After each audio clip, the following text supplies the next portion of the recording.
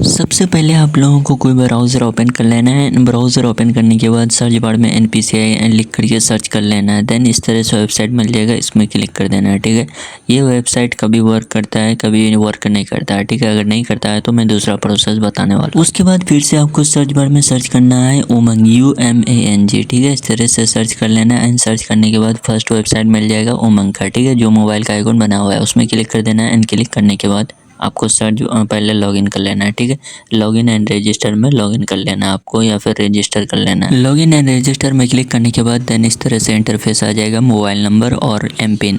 अगर mobile number और M pin बना हुआ है तो डाल दीजिएगा। एंड OTP से भी कर सकते हैं। अगर नहीं बना हुआ है तो आपको क्या करना पड़ेगा, रजिस्टर ईयर। ठीक है, रजिस्टर ईयर में क्लिक कर देना है। एंड क्लिक करने के बाद आपको मोबाइल नंबर और स्टेट फिल कर देना है। जो भी स्टेट से आप बिलोंग करते हैं उस स्टेट को फिल करने के बाद टर्म एंड कंडीशन को एग्री कर लीजिएगा। एंड रजिस्टर ईयर में क्लिक कर दीजिएगा। ठीक है, आपका रजिस्टर में OTP आएगा। एंड OTP फिल करने के बाद ये हो जाएगा सक्सेसफुल। उसके बाद आप लॉगिन विद OTP में क्लिक कर दीजिएगा। एंड मोबाइल नंबर एंटर करके जनरेट OTP में OTP डाल दीजिएगा। ठीक है, वो एम पिन भी बनाने का ऑप्शन रहेगा उसी में। एंड सर्च बार में आपको सर्च करना है, सर्च बार में आपको सर्च करना है NPCI। ठीक है, NPCI सर्च करके थोड़ा सा स्क्रॉल डाउन कर दीजिए। एंड आपको शो हो जाएगा भारत आधार सीडिंग इनेबलर। ठीक है, इसमें आपको क्लिक कर देना है।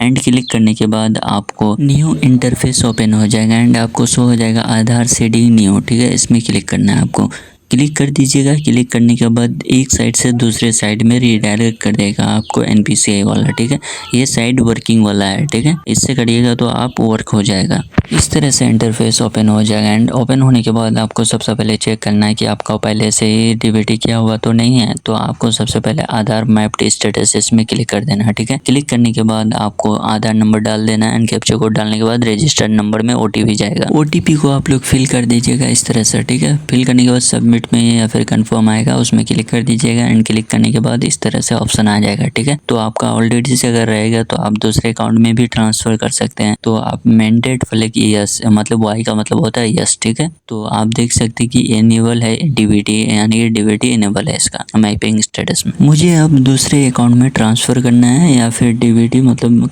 रुपया सरकारी स्कीम तो दूसरे अकाउंट में लेना है या फिर फ्रेश सीडिंग करना है। ठीक है, तो ये किस तरह से होगा आपको मैं बता देता हूँ। एंड उससे पहले अगर आपको इस तरह से शो नहीं होगा तो इसका मतलब समझ लीजिएगा कि आपका DBT इनेबल नहीं है। तो यहाँ पे आप देख सकते हैं मैपिंग स्टेटस में दिखाएगा डिसेबल DBT, या फिर बोलेगा वहाँ पे this DBT is not available in your account. ठीक, तो आपको सबसे पहले आधार सीडिंग डीसीडिंग इसमें क्लिक कर देना है। क्लिक करने के बाद कंफर्म में क्लिक करना है। उसके बाद आपको आधार नंबर डाल देना है।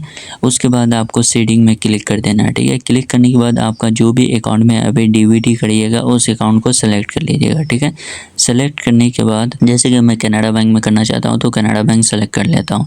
एंड सेलेक्ट करने के बाद आपका जैसे कि आपका अगर नया सीडिंग करना चाहते हैं या नया DBT करना चाहते हो तो फ्रेश सीडिंग में क्लिक करिएगा। उसके बाद अगर फ्रेश सीडिंग करना चाहते हैं यानी कि फ्रेश DBT करना चाहते हो तो फ्रेश सीडिंग में क्लिक करने के बाद अकाउंट नंबर एंटर कर देना है। ठीक है, अकाउंट नंबर एंटर करने के बाद दोनों जगह कंफर्म अकाउंट नंबर और अकाउंट नंबर एंटर करने के बाद टर्म एंड कंडीशन को एक्सेप्ट कर लीजिएगा। फिर यहाँ पे कैप्चा कोड डालने के बाद एक टर्म एंड कंडीशन आएगा, सबसे नीचे स्क्रॉल डाउन कर दीजिएगा। ठीक है, नीचे स्क्रॉल डाउन करने के बाद एग्री एंड कंटिन्यू का ऑप्शन रहेगा, उसमें क्लिक करने के बाद इस तरह से मैसेज आएगा कि आपका DBT हो गया है। ठीक है, तो मैं दूसरा ऑप्शन का यूज करने के लिए बता देता हूँ कि आप इस ऑप्शन का यूज कर सकते हैं। एक ही बैंक है, ठीक है, उसका अगर आपका पास 2 अकाउंट है तो आपको ये ऑप्शन करना है, चूज करना है सेकंड ऑप्शन वाला। ठीक है, same bank with another account. ठीक है, अगर आपके पास 2 बैंक है, अलग अलग बैंक है, ठीक है, तो आपको फिर आपको चूज करना पड़ेगा बैंक 1 टू अदर बैंक। ठीक है, from 1 bank to other bank, इसमें क्लिक करना पड़ेगा। ठीक है, या फिर अगर आपका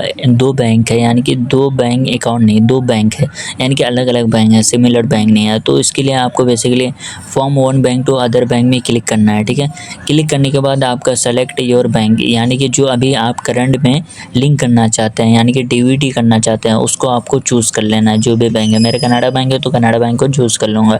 उसके बाद आपको अकाउंट नंबर डाल देना है। एंड कन्फर्म अकाउंट नंबर में वही आपका जो अकाउंट नंबर है उसी को डाल देना है। ठीक है, डालने के बाद ये तीनों डाल देना है आपको, ठीक है। यानी कि बैंक अकाउंट डाल देना है, अकाउंट नंबर और कंफर्म अकाउंट नंबर तीनों डाल देना है। डालने के बाद स्क्रॉल डाउन करिएगा, थोड़ा सा नीचे आ जाइएगा एंड कैप्चा कोड डाल देना है, ठीक है। कैप्चा कोड डाल देना है एंड कैप्चा कोड डालने के बाद सबमिट में क्लिक कर देना है। एंड सबमिट में क्लिक करने के बाद आपको टर्म एंड कंडीशन को एक्सेप्ट कर लेना है स्क्रॉल डाउन करके, ठीक है।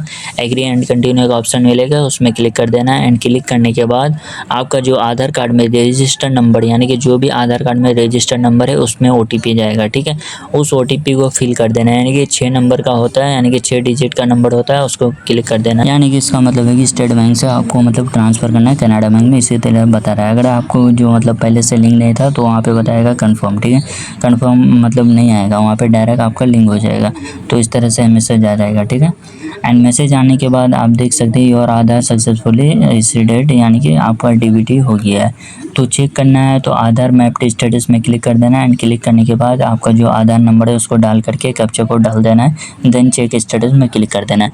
चेक स्टेटस में क्लिक करने के बाद उसके बाद रजिस्टर नंबर में OTP आएगा एंड OTP फिल कर देना है। देन इस तरह से मैसेज आ जाएगा।